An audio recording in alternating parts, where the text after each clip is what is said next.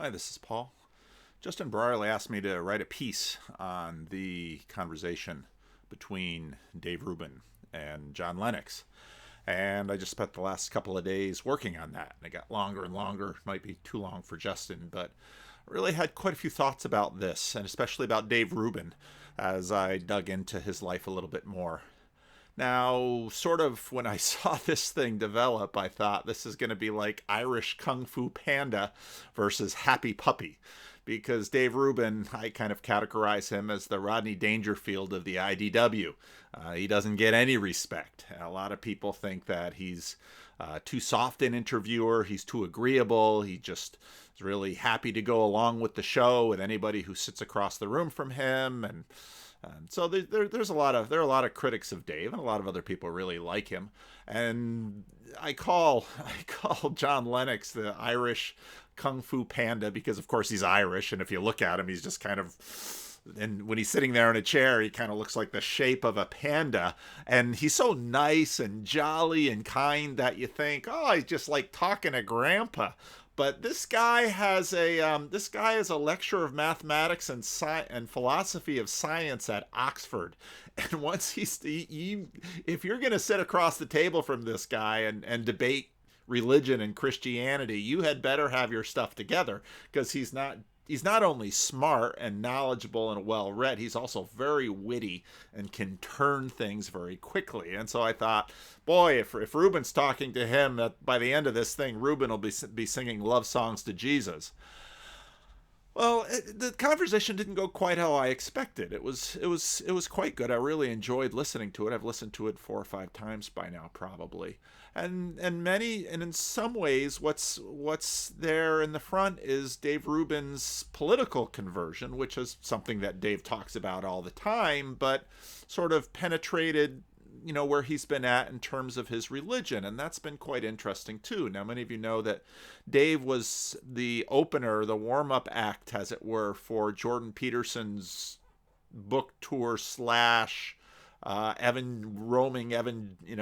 Petersonian evangelistic crusade. And, I went to a number of those things. And actually in Sacramento, the first one I went to, Dave Rubin, I saw Dave Rubin walking around outside, nobody talking to him. I thought, poor Dave, there's 3,000 people here to see Peterson, and, nobody wants to talk to poor Dave Rubin. But so his political conversion is quite well known. He went from a pre-woke liberal to a classical liberal libertarian, and Dave is more than happy to share that story with whoever will listen. But the religious aspect of him is quite a bit less known. He talked about having sort of defaulted into atheism, but more and more been interested in religion. He grew up in a secularish, observantish household, born in Brooklyn, grew up on Long Island, born in 1976. So he would have been about 5 years old when I went to college. So quite a bit younger than I am. We'll get into the generation thing a little bit later in this video. But his family practiced, observed the Sabbath and practiced the religion, but along with many other people, sort of drifted atheistically. Went to public colleges, public colleges, and he mentioned, he's very much moved by a Dennis Prager service. Now Dennis Prager for me is an interesting guy. He's sort of a holdover from the days of the Cold War and Cold War civil religion. I'm going to talk a lot about civil religion in this video. Now that term really came into the American vocabulary from an essay in 1967 by a sociologist named Robert Bellah. If you haven't heard about Robert Bellah, I think he ended his career teaching at Berkeley. He's actually an immensely important scholar of sociology of religion in America. I've been digging into a little bit of Durkheim lately, and Bellah, I really have to dig more into Bellah. And Bellah wrote a book on Durkheim, which I just ordered on Amazon, and we'll get here soon. But Bella's a very, very interesting guy. Read his book Habits of the Heart when I was at seminary in the late 80s. But you can find his essay Civil Religion in America just free on the internet on the Robert Bellah site. And it's a very interesting article. It comes 1967. is before, really everything sort of lets loose in 1968. People are getting increasingly nervous about the Vietnam War, but of course, as we feel in society today, both sides tend to, if you have a conflict like that, both sides tend to power up and keep powering until someone finally wins. And this is such an interesting piece because he notes that in America, many people were to be Christian and American was sort of the same thing. And what you find in Bella's article here is sort of an incipient globalism. One of the big conflicts today is nationalism versus globalism. And there's sort of an incipient globalism and a discomfort with, okay, what is the civil religion doing to Christianity? And in 1967, remember that church attendance in the United States was at its peak. To be a loyal American would mean that you would, be a loyal Christian, or at least go to synagogue as a Jew. And this was, to be religious and American was really the same thing. We recruited God to fight the Cold War, and it was sort of like the Avengers recruiting Thor. We put "In God We Trust" got put on the coins during the Cold War. If you read David Brooks' The Road to Character, read the chapter on Dwight D. Eisenhower. Fascinating. Eisenhower, not really a religious man, but when he got into the White House, became kind of the high priest or Washington Pope of civil religion for America. America took a very strong religious turn in the 1950s as it geared up to face the threat of communism around the world. Of course, 1950, you had the Korean Civil War. Korea in the 20th century was having a deep Christian revival that would completely reshape religion on the Korean Peninsula. But this article, Civil Religion in America, was sort of saying, is it really right that we do this? Of course, Kennedy, the first Roman Catholic American president, came, and God talk was very comfortable in the public sphere.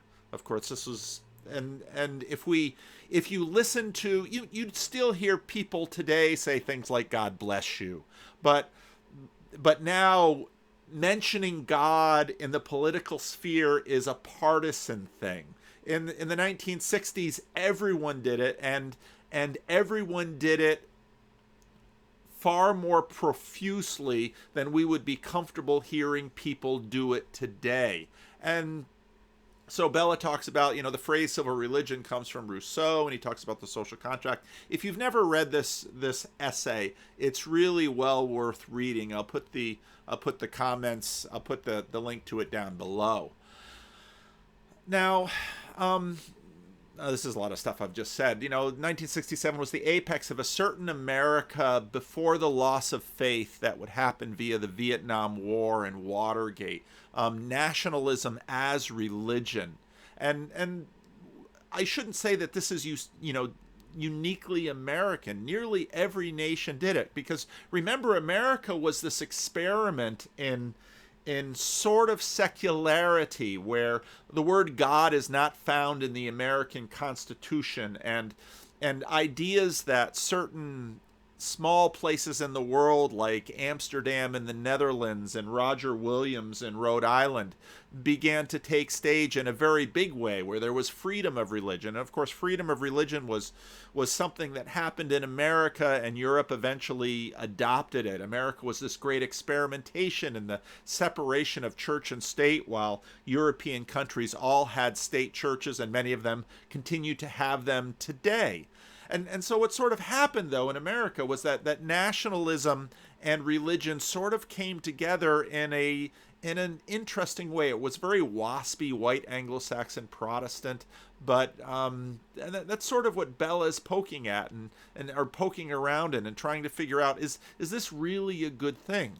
National figures function as religious figures. The state functions as the kingdom of God. America as God's chosen nation. Now, a lot of this stuff really got started back in the days of the Puritans. And I posted earlier this week a conversation about New Haven, Connecticut, as The Puritans really set about trying to build cities in America that would be the realization of the kingdom of God. And they went about these tasks with great urgency and seriousness. Now, of course, the colonies would grow far beyond the individual colonies and the religious experimentation that the Puritans and others would do. The southern colonies, with the boom of first tobacco and later cotton, would be, have a different element. It's rather ironic that today Massachusetts is far more secular than a place like Virginia or Georgia or the Carolinas, which are, part of the Bible Belt. It's very interesting how these things move over time. But in the USA, nationalism sort of mapped over Christian history. Now, when you get into the 20th century, I really appreciated John Vervaeke's treatment of some of this too, where, and Peterson talks about it as well, ideology. I like Jordan's phrase, ideology is sort of a crippled religion, and these political ideologies attempt now in a secular realm to sort of replace religion. And communism imagines that the state is going to completely displace and get rid of traditional religions. So communist countries are overtly atheist. Nazism, and I know Carl has a problem with Timothy Snyder's interpretation of Nazis. I'll have to read more about him. Reading about Nazis is not my favorite thing to do, so I don't. There's so many other books to read, but Timothy Snyder's take on the Nazis is that, sort of like the communists, because technically many communists think that the state is an intermediate state which will lead to some utopia, some workers' utopia, which of course never arrives. For the Nazis, they very much wanted to get rid of states, and they believed that if we could go to our utterly natural state, then states themselves would be gone. Now Western democracies sort of tried to have a middle path in terms of states and the role of states in eschatology. Western democracies sort of let markets decide, let the religious market decide the religious question, let the economic market decide the business and economic questions, and in fact democracy itself, with the idea of popular opinion and polling and voting, the whole ethos of democracy tends to be towards market. Let groups of people decide, and let those things sort of create stability, and the other issues will be decided by the consent of the governed and the will of the masses. So I'm just going to pause it here, I think. Now, when I listen to Dave Rubin, I hear a lot of the kinds of things that we called civil religion in the 70s and 80s, especially in the Cold War context. And so his appreciation of Dennis Prager didn't really surprise me. When I talked to Jeff, he took issue with the Judeo-Christian tag, which is pretty popular, used by a lot of people. And I haven't done the research on it, but I suspect that Judeo-Christian really got popular in the wake of World War II, where WASP and Just Christian felt a little insensitive to the Jewish population that obviously just suffered the Holocaust. And so the desire to include recognize the Old Testament's contribution to Christianity and include the Jews in the nation. In the middle of the century, a very famous book was written, Protestant Catholic Jew. The Jews were always a part of this, although often obviously suffered from discrimination. So in Dave Rubin, I hear a lot of echoes of Cold War civil religious language. Religion in the service of realizing our ambitions, and the main sphere is political. And if you listen to Dave Rubin, his main thing is liberty, and he says that over and over in the Rubin-Lennox conversation. Liberty is what we're at. And of course, these are very old themes, and they really do harken back to the founding fathers. And Dave Rubin makes some very appreciative comments about the documents of the founding fathers. And this, and again, when I listen to this, it reminds me of stuff in the during especially the Cold War years, before the counterculture really got going. Now, in terms of the IDW, Ben Shapiro is interesting in that, because he's more religious observant, more observant, the most religious observant of all the, let's say, the named members of the core IDW that really, I think, were included in the New York Times, or have the New York Times determine the members of the IDW is something a little bit ironic. And Peterson, of course, sort of stands outside of that because he's Canadian, and so it's less American focused. And Canada was part of the British Empire and then the British Commonwealth. They didn't go through revolution like the United States. They won the War of 1812. Well, Britain really did, and Canada being part of Britain. And so, Canada and Australia have a bit of a central, different take than the United States. And so, Peterson is very much, there's little echoes of sort of American civil religion in Peterson now and then, but nothing like you'd hear in Dave Rubin. Now, what happens in the counterculture and in the 1960s and 70s and on through into the 80s especially is sort of a Protestant Reformation of American civil religion. And what happens is expressive individualism really takes over. Now, Robert Bell is important here too, where he, this book Habits of the Heart that I read in seminary, and it's still well worth reading today, because American civil religion also has this aspect of expressive individualism that by no means has waned. In fact, if you get then into the 90s, you get to another sociologist, Christian Smith, who wrote a book that I've mentioned many, many times, Soul Searching, where he surveys the religious and moral ideas of American youth and figures out, what makes them tick. And he discovers that American youth across the religious landscape, whether they're Baptist or Presbyterian or Roman Catholic or Mormon or Muslim or don't go to church at all or whatever, that they all sort of had a combined moral religious matrix that he coined moralistic therapeutic deism. And you'll hear Rod Dreher talk about that quite a bit. Stuff gets expressed in what Robert Bella calls Sheilaism, where, it's moralistic therapeutic deism is sort of later stage Sheilaism, where, we're all having our individual relationship with God, and it's not mediated by an institution. And if you read someone like Mark Knoll, he has a great essay on the BioLogos blog about American society and the frontier. This all got going in the frontier because American expansionism into the West went more quickly than the European churches, which the churches in the eastern colonial states tended to be transplants of European churches. And so when America goes westward quickly, illegally often, the people brought their Bibles with them, and then the Bible became sort of the basis of American Protestant Christian religion. And so you have the development of these frontier churches and these frontier traditions.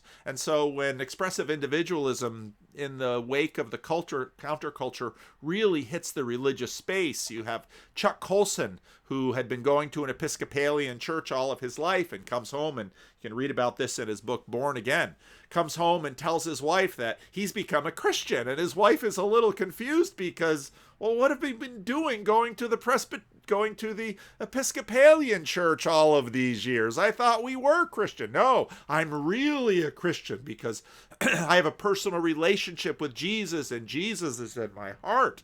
And,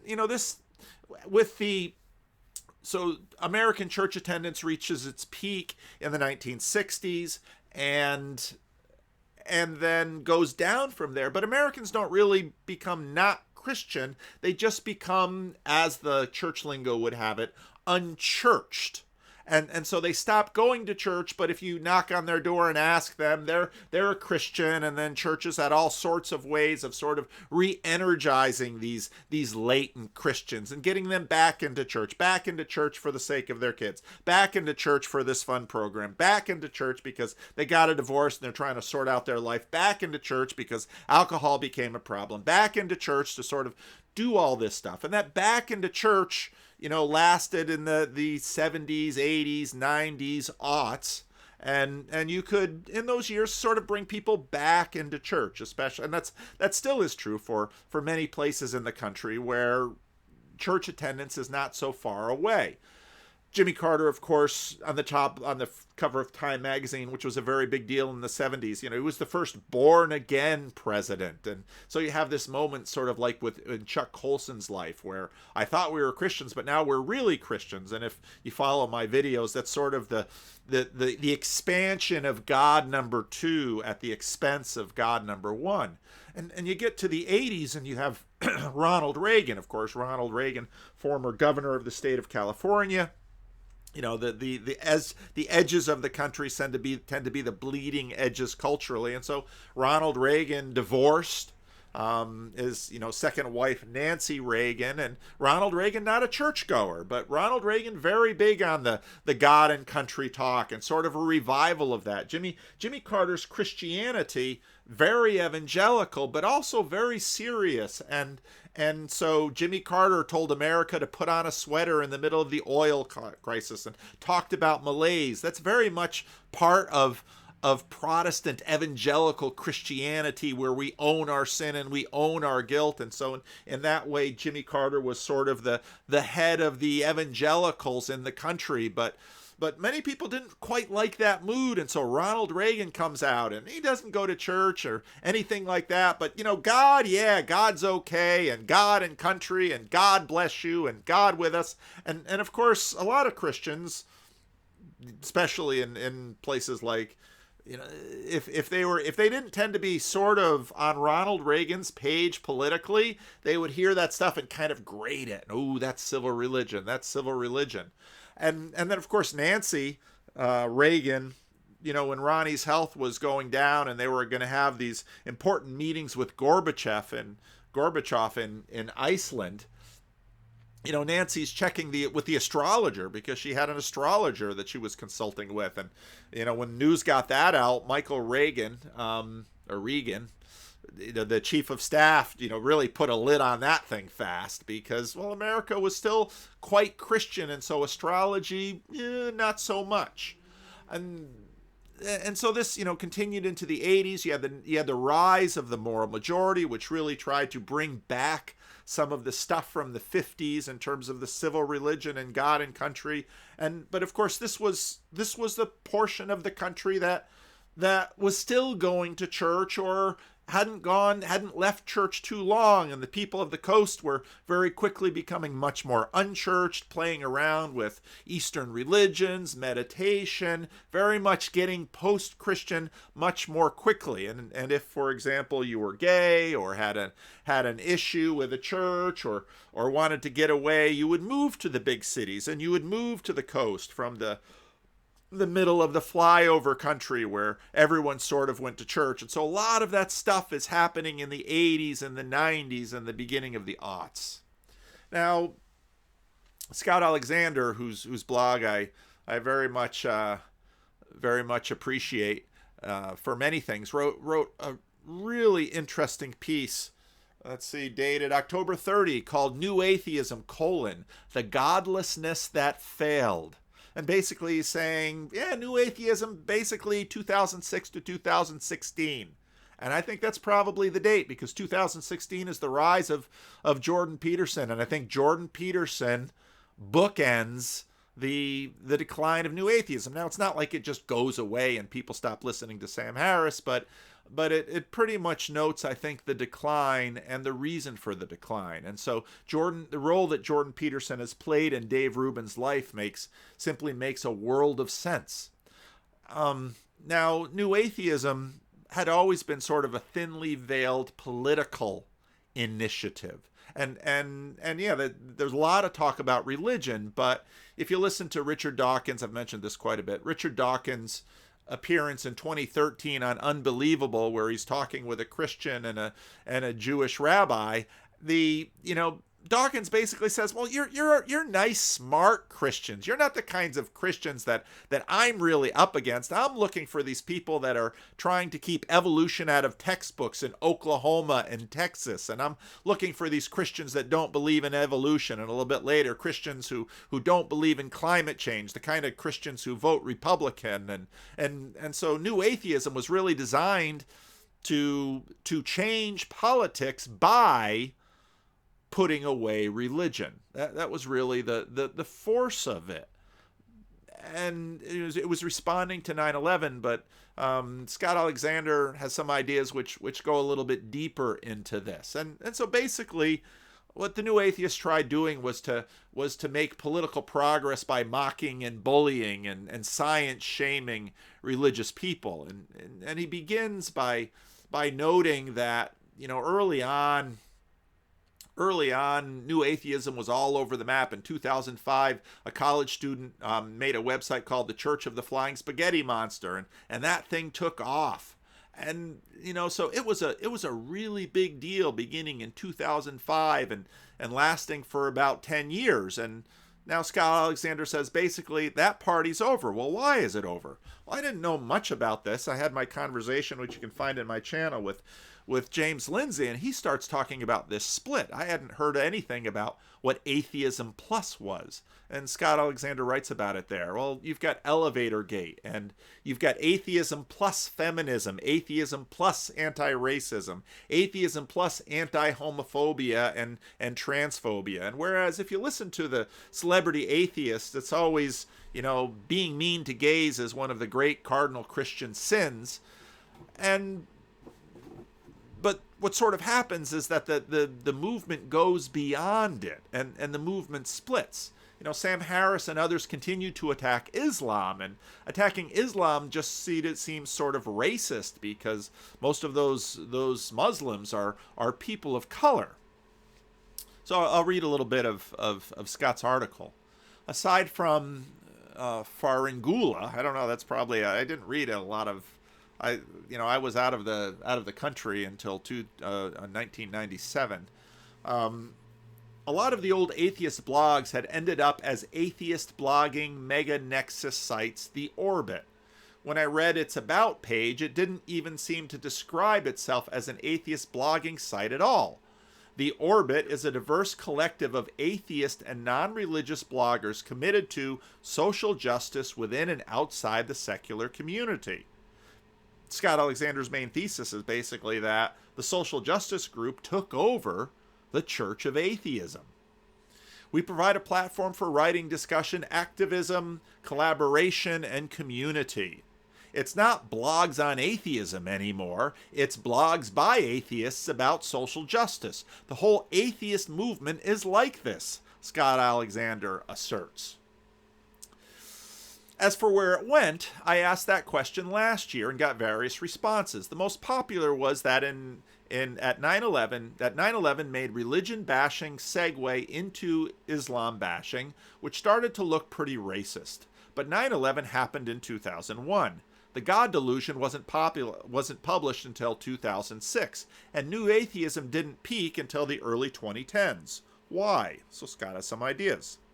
In order to answer these questions, I'll start by presenting some data confirming the picture I paint above and try to pinpoint exactly when the peak and the beginning of the end happened. I'll move on to some of the intellectual subtrends in New Atheism that might explain the picture a little better. And finally, I'll present my theory explaining the mysteries above, atheism as a failed hamartiology. Well, what's hamartiology? My solution to both these questions is New Atheism as failed hamartiology.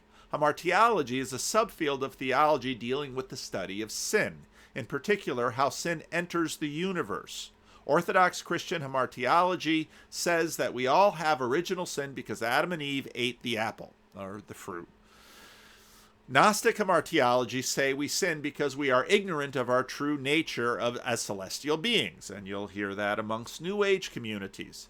Some heretical hamartiology say that all of this is irrelevant and we sin because we choose to.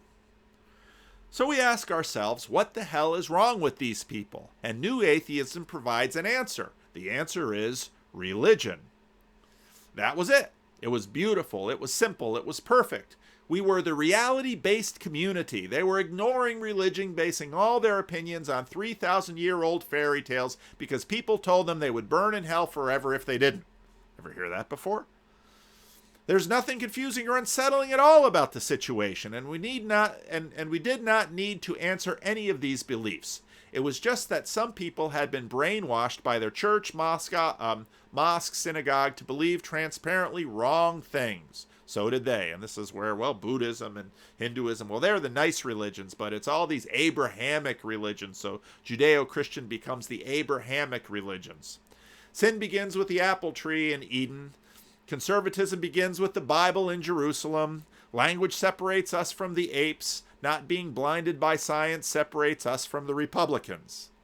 This was a socially momentous proposal. The Democratic Party is centuries old, but the Blue Tribe, the Democratic Party as social phenomenon with strong demographic and ideological implications, can be said to have started in 2004. As it took its first baby steps, the Blue Tribe started asking itself, who am I? What defines me? Trying to figure out how to conceive of itself. New Atheism had an answer. You are people who aren't blinded by fundamentalism. And for a while, the Blue Tribe toyed with accepting it. During the Bush administration, with all of its struggles over radical Islam and intellectual design and faith-based charity, this seemed like it might be a reasonable answer. The atheist movement and the network of journalists, academics, pundits, operatives who made up the tribe's core started drifting closer together. Gradually, the Blue Tribe got a little bit more self-aware and realized this was not a great idea. Their coalition contained too many Catholic Latinos, too many Muslim Arabs, too many Baptist African Americans. Remember that 2008, what if all the Hispanic people end up going Republican? Was considered a major plausible concern. It became somewhat less amenable to New Atheism's answer to its identity question. But absent a better one, New Atheists continued to wield some social power. And as I said before, New Atheism had always been, this is me talking, not the piece, New Atheism had always been primarily a political effort that tried to move the needle politically by way of moving the needle in terms of religion. Between 2008 and 2016, two things happened. First, Barack Obama replaced George W. Bush as president. Second, Ferguson. The Blue Tribe kept posing its same identity question. Who am I? What defines me? But now Black Lives Matter gave them the answer they liked better. You are people who aren't blinded by sexism and racism. Now you can watch Benjamin Boyce's channel and realize that no, it becomes very Calvinistic in that we too are blinded by sexism and racism and derive a whole lot of pride and ego and self-respect by feeling very guilty about this. And when I began first seeing this, I thought, I know what this looks like. This looks like Calvinism. I've known this. This is what Calvinists do. I've watched Calvinists do this forever. Now I haven't been around forever. I've watched Calvinists do this my whole life, but I had thought through a lot of those things as a Calvinist and settled my mind. But I had noticed the trend, and then I start seeing that the Blue Tribe is looking just like Calvinists. It's sort of the revenge of the Puritans. Again, it was beautiful, simple, and perfect. We were the reality-based community.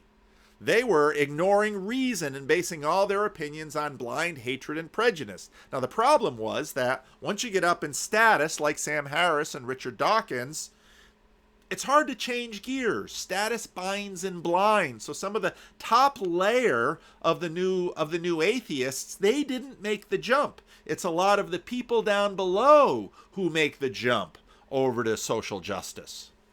There's nothing confusing or unsettling about any of this situation. We did not need to answer any of their, and we did not need to question any of our own beliefs. It was just that some people had been brainwashed by white supremacy and an all-consuming desire to protect their own privilege, and so they did. Now, what happens again in this is very interesting because actually social justice was a much more effective tool at penetrating churches, because if you can take over a church, you can leverage the church's communitarian nature and use that politically. For years, atheists were complaining about pastors telling their church, the people in church, how to vote, because religious people were in clumps. They had communities, and atheist people could never really do the community thing. So there was always a certain amount of envy towards these religious peoples who could clump and they could vote together and they could have an identity block, because religion does that, Read Emil Durkheim, read Jonathan Haidt. So, it's religious people could do that. But what if you could use your social justice stuff and penetrate churches and wield churches? Now you've got something. Forget this atheism stuff. Why tick people off about an imaginary God when you can infiltrate their church and wield the power through their guilt, through white guilt or guilt over racism or guilt over gays or any of this guilt. Churches like being wielded by guilt. It's like they didn't understand the power of religion. They never got it. The political power of religion. Now they're waking up to it. And they're like, wow, if you want to do politics, get down with religion, because politics is downstream of religion. Political movements might last decades. Religious movements last centuries or even millennia.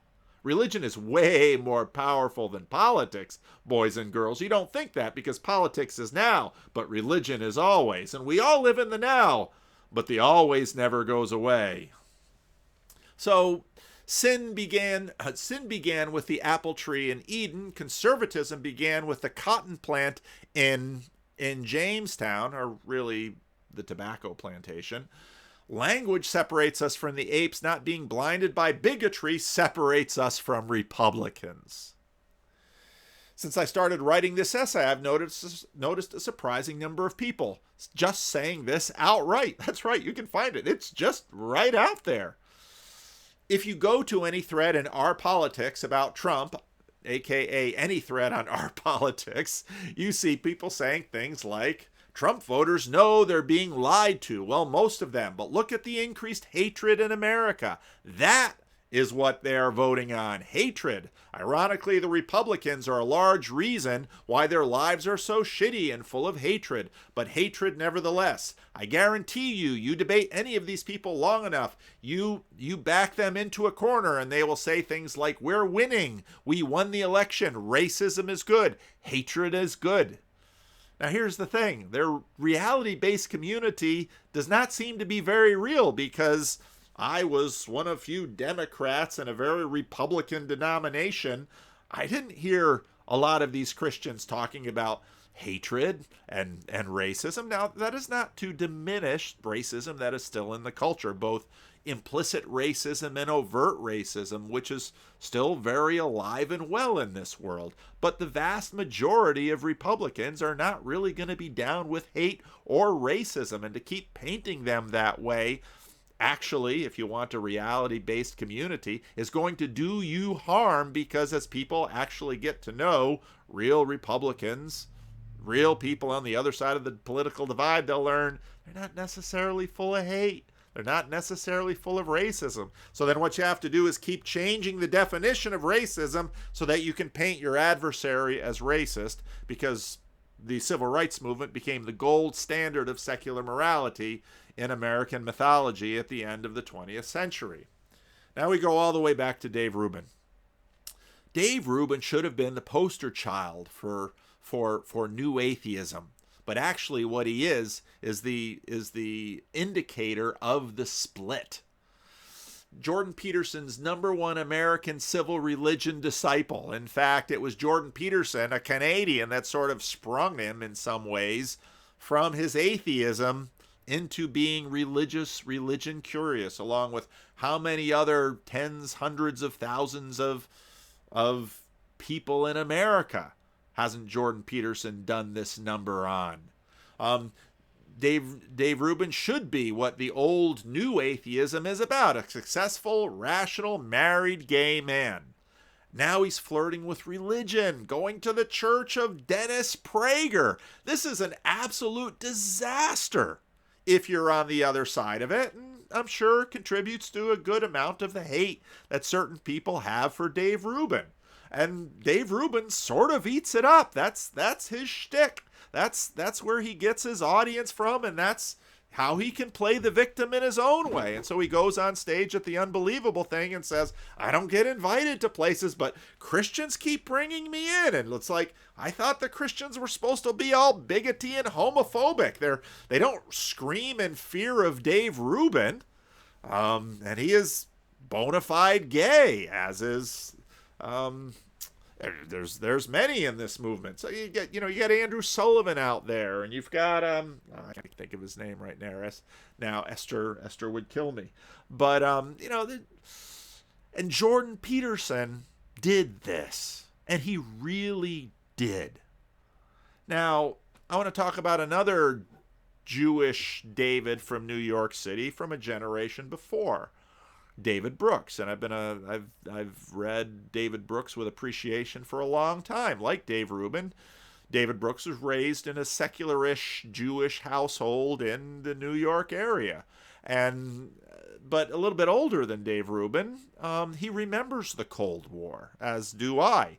Dave Rubin was born in 1976. David Brooks was born in 1961. Jordan Peterson was born in 1962. I was born in 1963. We're all in that, just the end of the baby boom, beginning of the busters. And so we're sort of at the cusp there. And if you go onto websites that are people born about our age, they're like, I'm not a baby boomer. I didn't know this 1960s America. I came into consciousness really in the mid to late 60s, when everything was coming apart in terms of American civil religion. Now, Brooks watches politics and moral sociology. That's sort of his beat at the New York Times. Now, in the last few years, David Brooks divorced his wife, his long-term wife of quite a few years, and there have been rumors about his conversion to Christianity. He sort of, did the bucko thing before Jordan Peterson came along, it seems. And he's had a fascination with St. Augustine.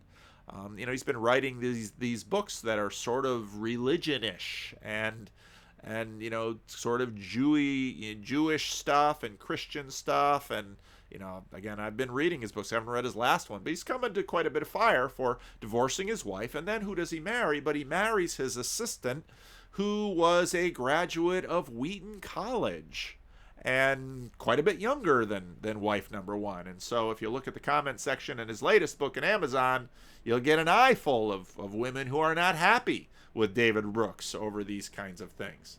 Now, one of the things that David Brooks is really good at is noting what I'll call narrative nationalism. This is not ethno-nationalism, nationalism based on ethnicity or race or skin color, but narrative nationalism, nationalism based on a shared common story, a mythology.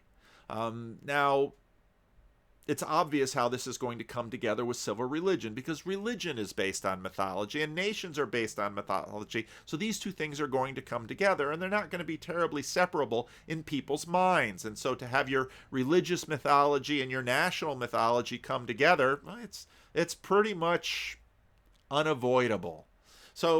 So obviously employs the same psychological methods that I've been talking about in a lot of my videos as Christianity, which creates a new people from a story. This was world-changing stuff back in the first century, where people from different ethnic groups, they weren't the Jewish religion or the Babylonian religion or the Roman state religion or all their different tribal religions. All of these people from different ethnic groups became Christians. So in other words, in many ways, Christianity was the first massive narrative nationality. Well, when it became a nationality, first it was just a religion. But again, these things are not far away from each other. And this is why civil religion is, again, as I said, inevitable. In the New Testament, baptism, not bloodline. God can raise children of Abraham from the stones. And so you didn't even have to undergo the bloody ceremony of circumcision if you were a man. You could, via baptism, become part of the body of Christ. But now, this all gets going with Christianity, and America comes and says, well, we're not going to have a state church, but it was awfully waspy, and it was awfully Christian-y. But America keeps changing its story because the narrative nationalism, for it to work, you need a mythology that continues to grip people's hearts. And really what we're in the midst of, says David Brooks, and I think he's right on this, is a change in the story. Now, you can see this in projects like the 1619 Project. This is the woke church, the new brand of civil religion that's trying to capture the nation. But, well, what's coming up is the older brand of civil religion. We are in the throes of myth-making. This is, again, a piece posted by Rod Dreher noting that, well, the left has problems with their 1619 narrative because there's a lot of historians who are plenty leftist who read it and say, well, it's not really true to the facts. Those pesky facts, appealing to the facts is all over these science types and IDW types. What a pain in the neck they are. What is America's story? Is America's story a story of patriarchy and white supremacy? I'm sure it is, but is that the central story? Is that really what the country is about? Which is exactly what a lot of these scholars and intellectuals are saying. Your 1619 Project is really all washed up. But that begs the question, what is humanity's story? Is it reason? Is it evolution of the state? That's communism. Is it evolution of the race? That's Nazism. Is it evolution of consciousness? Is it evolution of markets? What is our story? And of course, well, the Bible is sort of the original way of framing this narrative Christianity or narrative nationalism or narrative religion. And this is where the Irish Kung Fu Panda wades in. Because John Lennox, born in 1943 in Northern Ireland, same place C.S. Lewis and Alistair McGrath are born. Why is it in these war-torn transitional liminal spaces that such astute scholars come from? Retired mathematician and philosophy of science scholar from Oxford. No small credentials, similar to McGrath and Lewis. Christianity and the sword, these issues have been with us, and Dave and John Lennox grew up right in the midst of two warring civil religions, and it was not a Cold War, it was a hot war, and there were bombings and shootings and people were killed. And perhaps it was Ireland coming late to the secular game. Now, they just recently voted to allow abortion in Ireland, and that's a very big deal in their political religious context. And so Northern Ireland is the front lines of all of these changes, and it's two civil religions warring against each other. Now, the atheists would say, the problem is religion. Really? Atheists have just figured out the usefulness of religion if you want to fight a war. Lennox's father, however, his Christian story begins with his father, who was not a scholar by any means, and Lennox is just fun to listen to. His father would hire Protestants and Catholics. And he would say to him, Dad, this is not good. In a culture war, you stick with your tribe, because if you don't stick with your tribe, you get bombed or killed. But his father had conviction as a Christian and said, these are all image bearers of God. I will hire from both sides, and that's part of my Christian witness. And that made a deep impression on young John Lennox, and he hasn't left it now. And in some ways reminds me of growing up in Paterson and the decisions that my parents made in terms of racial politics in America. No, you're going to grow up in a black community, and because black folks or white folks, we're all children of God. This is back to, a presiding humanism. Now, where does this stuff come from? Well, son of a gun, it comes from the Bible. And actually these issues are dealt with a lot in the Bible. In fact, they're some of the central themes of the Bible, but we tend not to read them very clearly, I think, because they're too close to us. Israel, of course, is the original kingdom of God, and it's called out of empire. Abraham was a wandering Aramean, called out of the place of the northern empires in Mesopotamia. Israel is rescued from Empire Egypt by the power of God. Religious political issues are all throughout the the books of Joshua, Judges, Ruth, 1st and 2nd Samuel, 1st and 2nd Kings, 1st and 2nd Chronicles, Baal worship in Israel and the temple, and can you worship on high places, and all the kinds of stuff I talk about in my adult Sunday school class. These are all the issues, and you get to Daniel 7, you have this vision of monsters coming out of the sea. Now we're into the mythology and the symbolism that we talk about with Peterson and Pajot, and these sea monsters come out of the sea, and these sea monsters are empires, and they grind up the little family kingdoms of the world. And read Harari, Homo sapien, in terms of empires are wonderful things in many ways. They bring peace because the little nations are always fighting, but they destroy the little nations, and languages come together, and it's genocide on a massive perpetual scale throughout the history of the world, and everybody is sucked into these great imperial systems, and empires of course fight each other, and it's something out of Pacific Rim. Permanent subjugation after the Babylonians of God's people beneath empires, and what will God do? So Daniel 1 through 6 are these series of ordeals in which God's people come out on top, but Daniel 7 we have kind of the inside anxiety of Daniel, and how can God save his people from empires? And so you've got the Babylonians, and then the Persians, and then the Greeks, and then of course the Romans will come. Well, the Maccabean model, where the Maccabees were able to kick out the Greeks and establish some degree of autonomy and liberation from the overall empire. Well, that was sort of the model that everyone had on their minds when you get to the time of Jesus at the beginning of the first century in Judea and Galilee and Samaria. So the Maccabees were able to overthrow the Greeks, and so everybody's looking for a new David, because it's essentially what David did. The Israelites had a Philistine problem, and they everybody else had kings, so let's get a principality, let's get a king. And who do we need as a king? Someone big and tall and a warrior, so let's get Saul. But when Goliath, the warrior of the Philistines, shows up, Saul is in his tents, but who comes out but little David, the boy? And he stands up to Saul, and he trades words with Saul, and he fells Saul. This is all the story. And of course, David will be the David. He will be the Messiah, the anointed one. Samuel will anoint David on the sly because Saul has become a tyrant. All this stuff is just waiting for Jordan Peterson's biblical series to get going again, because it's all there. And, this is the story. And so the Maccabees, well, they were the ones to kick out the Greeks, and Antiochus Epiphanes, and putting up a statue of Zeus in the temple. Well, the Jews said, "Over my dead body," and they were serious. And they kicked out the Greeks. And so the Romans are a little more savvy. It's like, Pompey rolls into Jerusalem in 63 BC to settle a domestic dispute, and the Romans stay. But they're much more pragmatic than the Greeks. They're not principled and religious like the Greeks. They're not going to force their religion on the Jews. They'll say, okay, we'll leave the temple alone, and Herod let the local client redo the temple and try to posture himself as Messiah.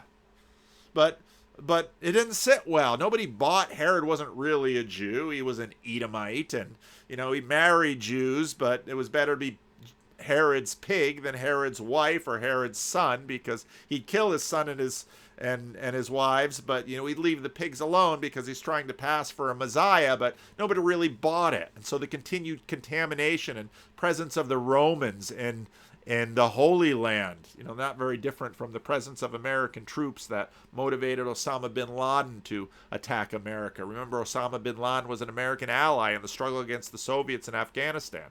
So, but it's all this question about how to square religion and politics. And again, politics is the now, and religion is the always or the ultimate.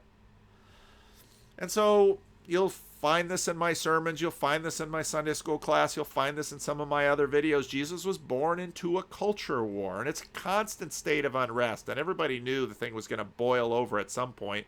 And it did, about 30 years after Jesus.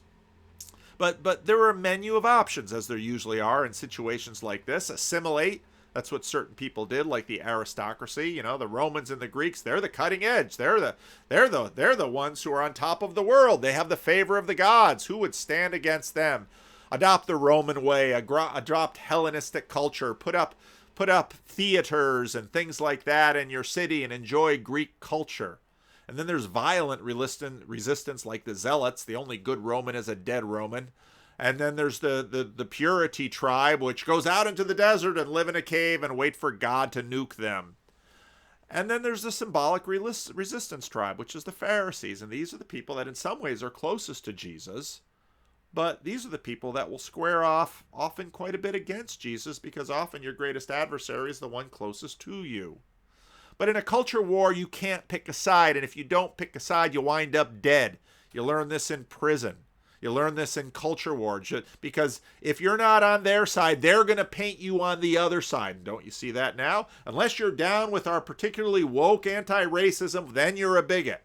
That's how culture wars work. It's a zero-sum game. It's complete polarization. Unless you're out there denouncing Trump and talking against Trump all the time, you love Trump. And you know, it's just back and forth, back and forth. It's polarization. This is what happens. You can't not pick a side, which is exactly what Jesus does. Well, not picking a side will get you dead, which is exactly what it got Jesus. Jesus defies the logic, and he seeks to transcend the political now. Now, he was killed because he upset everyone, because these warring factions couldn't agree on anything except that life would be better if Jesus were gone. So they killed him.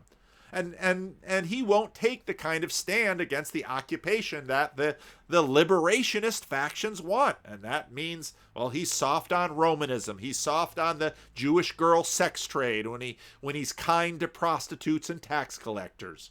He won't assimilate or recognize Roman authority. You see that in his conversation with Pilate.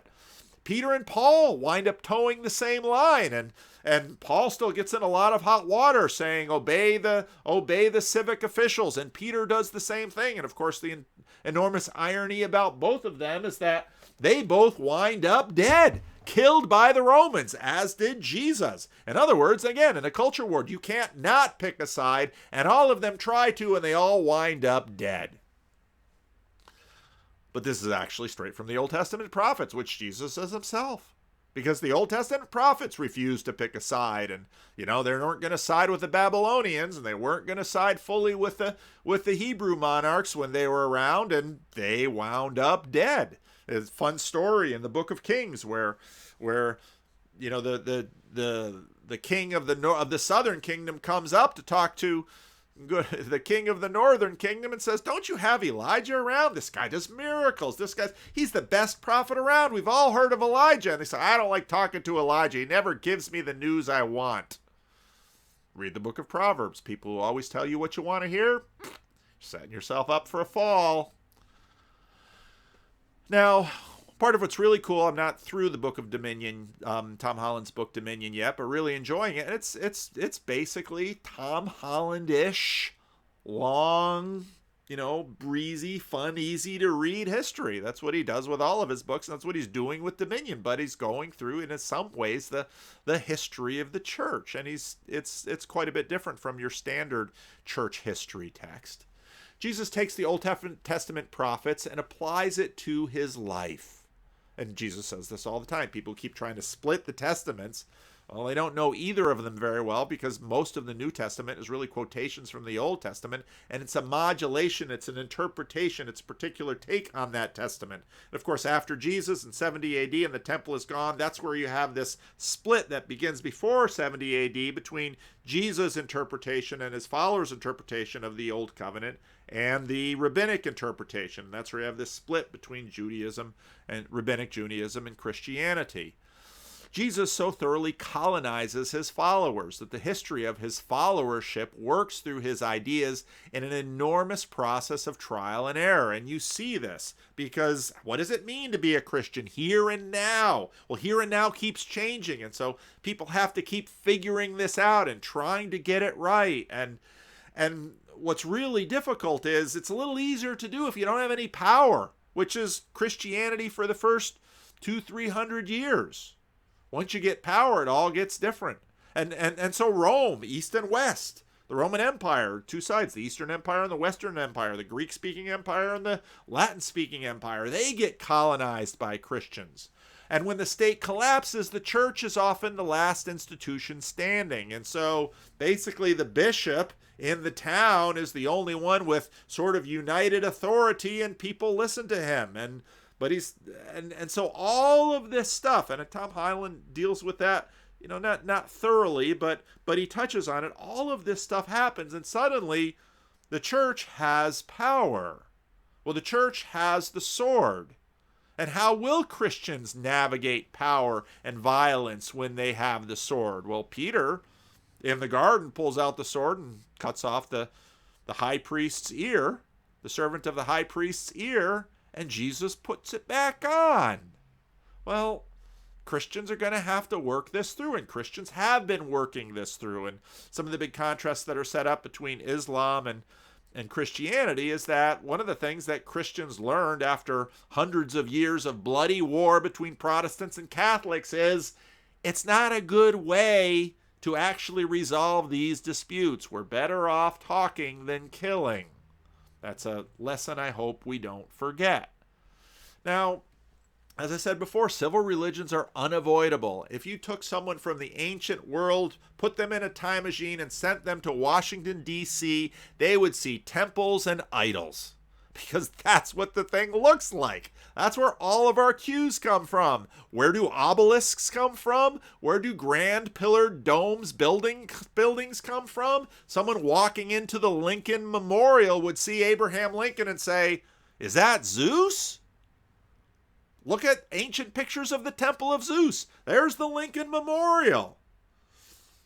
Why did it take until 1967 for Robert Bella to say, civil religion? Yeah, because again, the religious stream and the political stream, they're all close together. But then there's Jesus. And Jesus says, nope, kingdom of heaven. And again, what you see throughout the history of the church is they're working through these issues. And the next Jordan Peterson commentary on the biblical series gets to Jordan Peterson making, this is one of the things that caught my attention right away from him when he said, the Christian emperors didn't divinize themselves, which was a break in the Roman process. Why? Because they had the Old Testament, and they had David, who gets caught by Nathan with the whole Bathsheba incident. And Nathan wades in, "You are that man."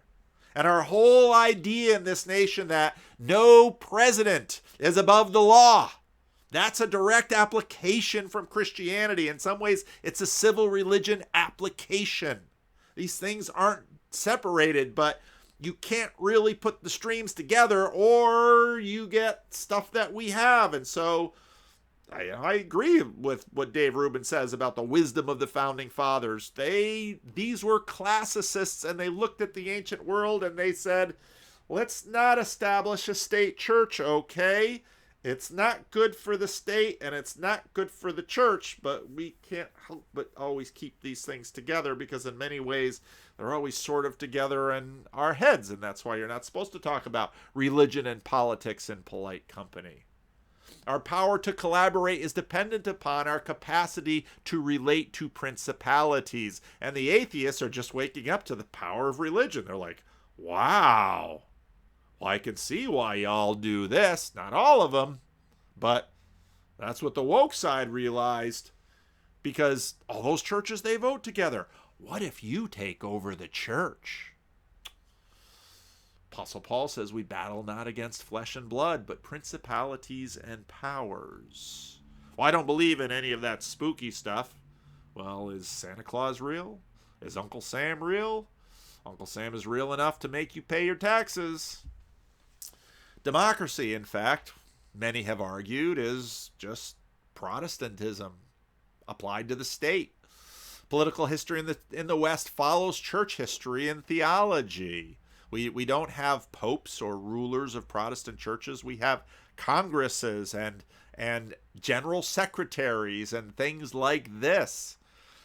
People will notice church life and political life. Well, these institutions, they don't differ. And Christianity is this weird mix of sometimes, see this in Roman Catholic history, church councils and leaders. Because Christianity, if you understand and you read Jesus, it's always hierarchy doesn't go away, but equality comes into the scene. And Christianity is always working these two things back and forth, back and forth. Hierarchy, equality, hierarchy, equality. Jesus goes to the top, then goes to the bottom. Philippians chapter 2.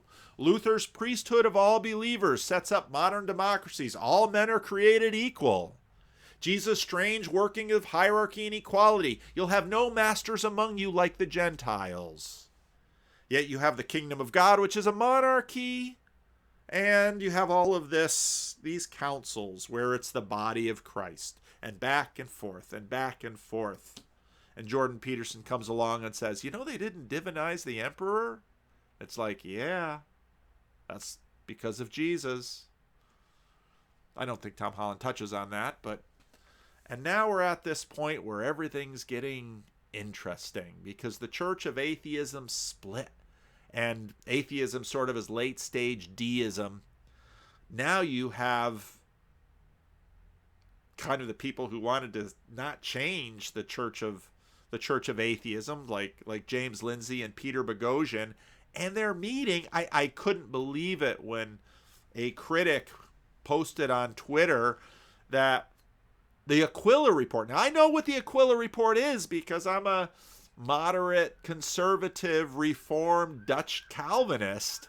The Aquila Report, this is a blog of complementarians.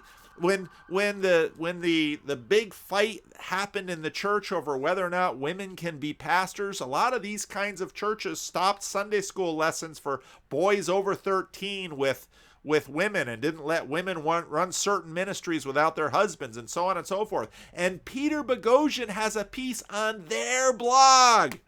Mind blown. I couldn't believe it. And these are the conversations that are happening. What are we seeing? We're seeing sort of a resurgence of Cold War civil religion, but now new woke civil religion. And this is what's competing for supremacy as the dominant American civil religion. Remember in the 50s, you had basically the domination of the Eisenhower civil religion starts to get eaten away in the 1960s. And the counterculture continues to eat it away. And then at the end of the Cold War, once we no longer needed the God of Israel to fight communism, the slide of church attendance. What was just a creeping out becomes a slide. But again, people don't become less religious. They just take crappier religions. And Scott Alexander writes, New Atheism, the godlessness that failed. New Atheism is dead. Put up the stone. The IDW comes along. What is the IDW? In many ways, the IDW is deeply connected with this. The IDW is mostly, not all, refugees from the political left that want to be classical liberals. And they, you know, a bunch of them voted for Bernie in the primaries before, and some of them are in the Yang Gang now, but they're somehow, well, Ben Shapiro isn't on this picture either. You know, what's going on? Well, Dave Rubin, very much a part of this. The Rodney Dangerfield of the IDW. He's the comedian who doesn't get any respect. Joe Rogan gets a little bit more respect because I don't think you want to necessarily fight with Joe Rogan. Peterson isn't in that picture, but in my opinion, Peterson is sort of the central figure because he sort of broke it open. And he broke it open with C16, and he kind of marks the end of New Atheism. And I mentioned Mouthy Buddha's video about Sam Harris losing to Jordan Peterson, the Mouthy Buddha, whoever makes those YouTube videos, you know, right there with Dave Rubin in a sense, because, well, maybe he hasn't gone as far as Dave Rubin, but Jordan Peterson has a biblical series. Why on earth talk about the Bible? But if you see it in this context, it makes perfect sense. We're all trying to figure it out, and that doesn't end. And now we have our little corner of the universe, as Sevilla noted it, where We got Peugeot and Vervaeke had a very interesting conversation that was posted yesterday, and Mary and the randos and the Discord server guys and the meetups. I had a conversation with a couple of the guys from the Chicago meetup that's getting going, and a religion that isn't a religion. Oh, what's the definition of religion? We are, in my opinion, just like I was taught when I was a little boy in little Dutch Calvinist day school. All of life is religious. We're religious whatever we do. We will have civil religions. We will have regular religions. Even when we're in denial about religions, we do religious things. We are incurably religious, and Jordan Peterson comes along and sort of breaks open the field right at the time that we're having this big fight. What's going to be the civil religion of the West? Christians, Jesus says, should be wise as serpents. You know, that doesn't get anywhere near as much attention as it should. Wise as serpents, innocent as doves. These are archetypes. We never stop working the problem. And we try to get Jesus right. We try to do like Jesus. And I would recommend reading the Bible, reading the prophets, reading Jesus, reading Peter, reading Paul. Try to figure out how to... It gets really hard to navigate the always and the now. We're always in the now, but the always is always with us. And so that's how we're trying to deal with this politics and religion thing. And again, as I tell people in church, if you live like Jesus, you might die like Jesus. And then you'll be raised like Jesus. That's the Christian story.